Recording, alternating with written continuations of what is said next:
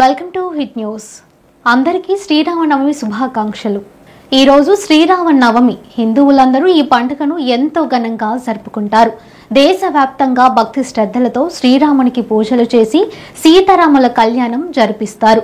శ్రీరామనవమి రోజున వీధులలో తాటాకు పందిళ్లు వేసి సీతారాముల కళ్యాణం చేస్తారు. హిందువులందరూ ఈ రోజును ఓ పవిత్రమైన రోజుగా భావిస్తారు. దేశవ్యాప్తంగా శ్రీరామ నామంతో మారుమోగిపోతుంది. కాగా శ్రీరామ నవమి విశిష్టత ఏంటి, అసలు శ్రీరామ నవమి ఎందుకు జరుపుకుంటారు, ఎలా జరుపుకుంటారో ఇప్పుడు తెలుసుకుందాం.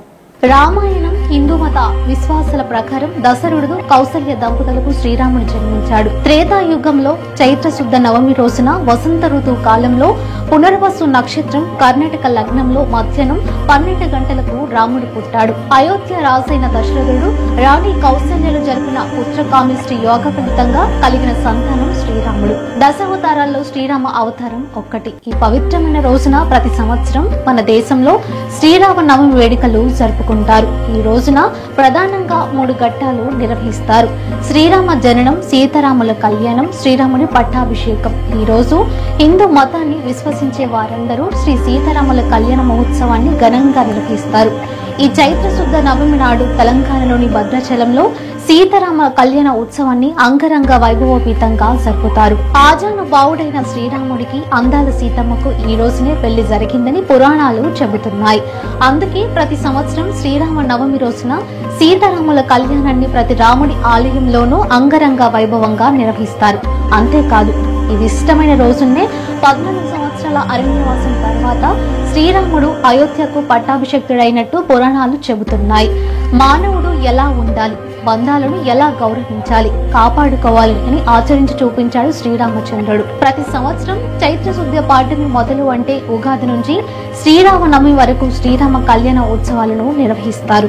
శ్రీరామ నవమిని పురస్కరించుకుని నిష్ఠతో పూజలు చేయాలి. శ్రీరామ నవమి రోజున ప్రతి ఒక్కరూ సూర్యోదయానికి ముందే నిద్రలేచి తలస్నానం ఆచరించాలి. ఇంటి తోరణాలతో అలంకరించాలి. కొత్త వస్త్రాలు ధరించాలి. ఇంట్లో కుదిరిని పక్షంలో దేవాలయాల్లో శ్రీరాముడు, సీతాదేవి, హనుమంతుడు, లక్ష్మణుడి విగ్రహాలను ప్రతిష్ఠ చేయాలి. ధ్యాన ఆహ్వానది షోడ అపచారాలతో శ్రీరామచంద్రుడిని పూజించాలి. ఇలా పూజించి రామచంద్రమూర్తికి ఇష్టమైన వడపప్పు, పానకాన్ని నైవేద్యంగా పెట్టి పూజ అనంతరం దాన్ని భక్తి శ్రద్ధలతో స్వీకరించాలి.